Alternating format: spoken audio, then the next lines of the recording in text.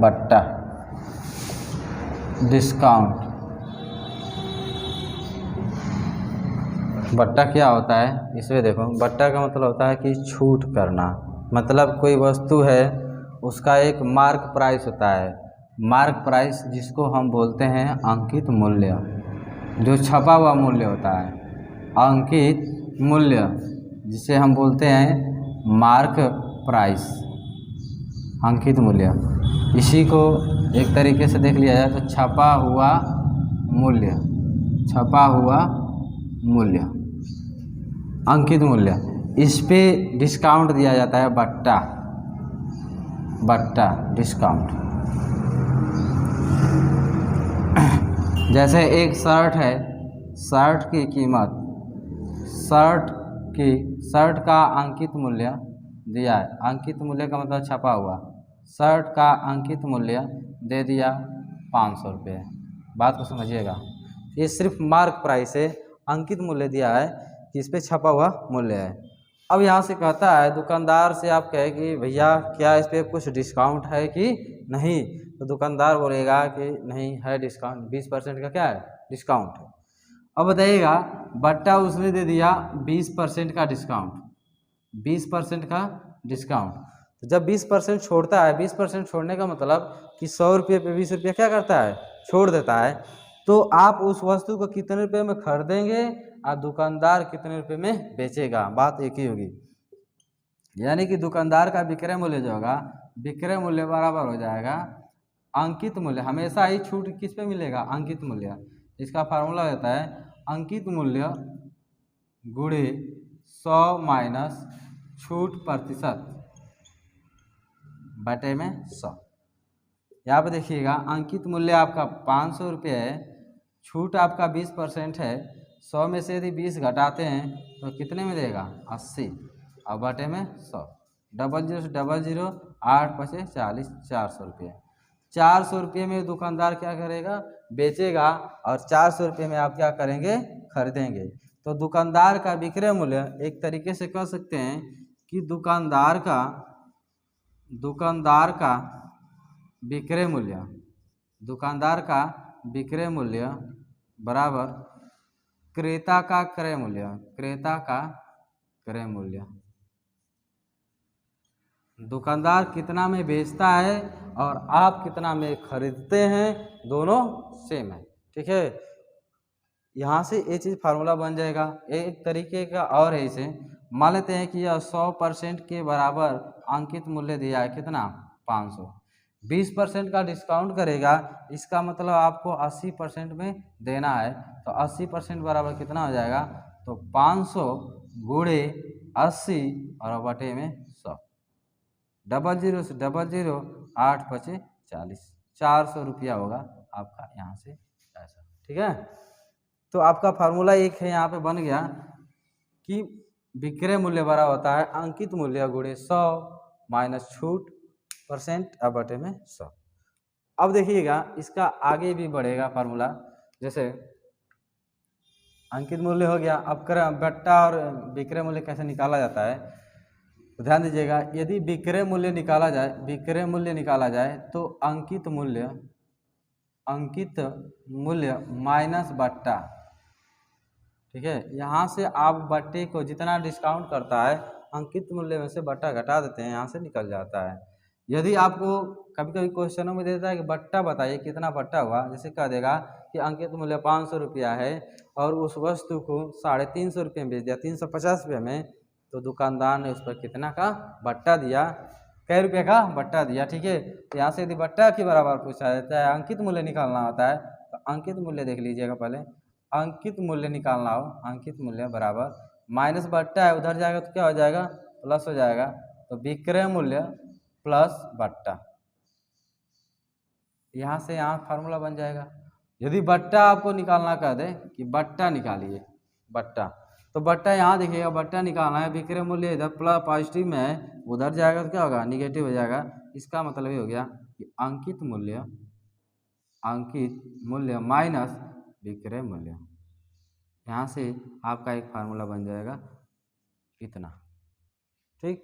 यहाँ से फार्मूला बन गया, इसको आप कॉपी पे नोट करिए। चलिए देखिएगा, यहाँ पे एकल बट्टा और एक समतुल्य बट्टा क्या होता है। जैसे कई परसेंट डिस्काउंट दिया जाता है। जैसे मान लेते हैं कि किसी वस्तु को हम 10% डिस्काउंट पर हम दे दिए किसी दूसरे व्यक्ति को, दूसरा व्यक्ति किसी दूसरे व्यक्ति को देगा 10% और अगला व्यक्ति किसी दूसरे को देगा 10% डिस्काउंट, यानी कि उसका 3 बार डिस्काउंट हुआ है। तो इसका पूछा जाता है कि समतुल्य बट्टा क्या होता है और एकल बट्टा क्या होता है। तो समतुल्य बट्टा निकालना हो तो 100 माइनस 100 का 100 माइनस x% बटे में 100। अब x% क्यों लिखे हैं, क्योंकि सीरियल वाइज जितने रहेगा पहला जो बट्टा रहेगा उसमें से 100 में से घटा देंगे। इस तरह से यहाँ पर घटा देंगे, ये 10 यहाँ पे घटाएंगे 100 माइनस y%, ये 10 यहाँ पर घटा देंगे 100 माइनस z%। यहाँ पे निकाला जाएगा, जैसे हल किया जाए तो 100 माइनस 100 का 100 पर 100 में से यदि 10% घटाते हैं तो 90 बटेगा, 90 बटे में 100 फिर गुणे, ये फिर 90 घटाते हैं 10 घटाते हैं तो 90 बटेगा, 90 बटे में 100 फिर 10 घटाते हैं फिर 90 बटे में 100। यहाँ से 100 से 100 कैंसिल हो जाएगा, 00 से 00 कैंसिल हो जाएगा, 10 से 10 कैंसिल हो जाएगा, यह जाएगा 100 माइनस 9 का घन हो जाएगा 729 और बटे में आपका 10 बच गया है। यदि 100 माइनस इस 10 भाग देते हैं तो आपका आ जाएगा 72.9।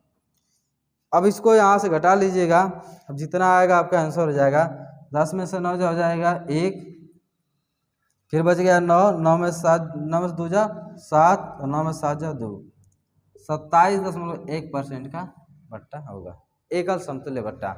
अगला यदि नेक्स्ट देख लेते हैं, कह देता है कि 10% का बट्टा है, 20% का बट्टा है, 30% का बट्टा है और इसका एक समतुल्य बट्टा निकालिए। तो कुछ करना नहीं है, आप 100 माइनस 100 का 10% घटाएंगे 90 हो जाएगा, 90 बटे में 100, 20% घटाएंगे 100 में से 80 बचेगा, 30% घटा देंगे 70 बचेगा। यहाँ से 00 से 00, इस 00 से इस 00, 10 से 10 कैंसिल हो जाएगा। 100 माइनस 9 अठे 72, 72 में 7 का गुणा कर दीजिएगा तो 7 दूना के 14 हो जाएगा और 7 सत्ते 49 एक 50 हो जाएगा। 504 बटे में क्या हो जाएगा आपका 10 हो जाएगा। 100 माइनस इसको भाग देते हैं 50.4 बचेगा, घटाते हैं आपको 49.6% का एकल बट्टा मिलेगा डिस्काउंट। ये था आपका डिस्काउंट समतुल्य बट्टा। इसी पे सवाल लगाते हैं। तो नेक्स्ट सवाल देखते हैं। चलिए देखिएगा, एक सवाल है कि एक व्यापारी अपने ग्राहकों को 25% का बट्टा देता है और 25% का लाभ भी कमाता है। बात को समझिएगा, 25% का बट्टा भी दे दिया, 25% का लाभ कमा दिया। इसका मतलब कि बट्टा देने के बावजूद भी वो लाभ कमा रहा है। इसका मतलब खरीदा कुछ और रुपये में था, बेचा कुछ और रुपये में था।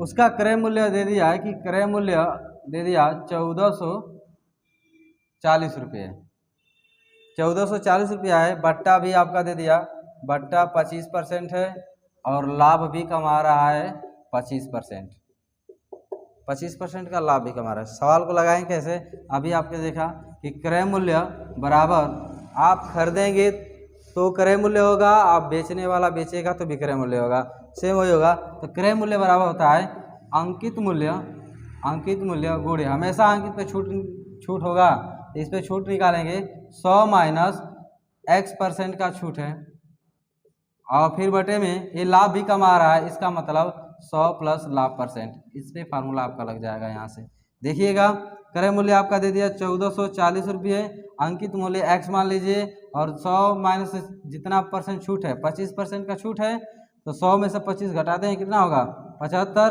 और 100 में 25 जोड़ते हैं कितना होगा 125।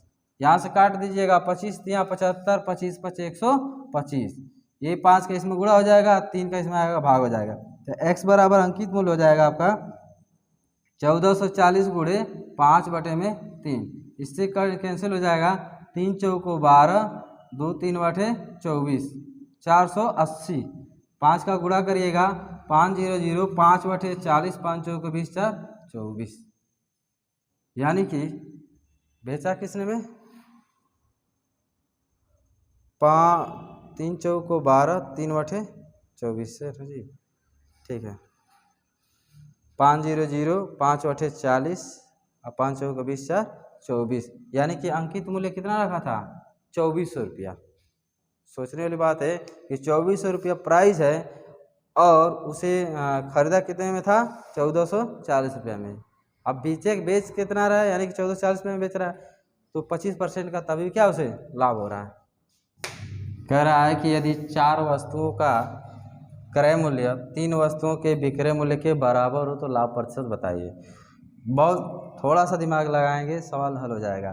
कह रहा है कि 4 वस्तु का क्रय मूल्य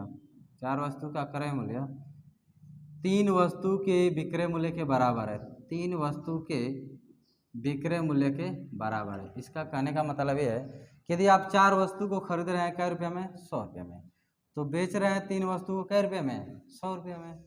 इसका मतलब कि एक वस्तु आपके पास क्या बच रही है कि नहीं। 4 वस्तु को खरीद रहे हैं 100 रुपये में, ठीक, और 3 वस्तु को बेच रहे हैं 100 रुपये में, एसपी कर रहे हैं। इसका मतलब 3 वस्तु जब बेच रहे हैं तो आपको 3 वस्तु का क्रय मूल्य निकल गया, एक वस्तु आपके पास क्या होगी बच गई, और यही एक वस्तु क्या होगी लाभ होगी। एक वस्तु क्या होगा लाभ होगा। तो लाभ प्रतिशत पूछ रहा है, तो लाभ कितना हुआ 1 लाभ हुआ, कितने % का लाभ हुआ, ठीक है। तो क्रय मूल्य कितना कहाँ से निकला है 3 के यहाँ से, ठीक है। तो 1/3 हो जाएगा और गुणे क्या करेंगे 100 एकम में 100 हो जाएगा, 100/3। इस तरह के सवाल को लिखेंगे 33 1/3% का लाभ हो गया, ठीक है।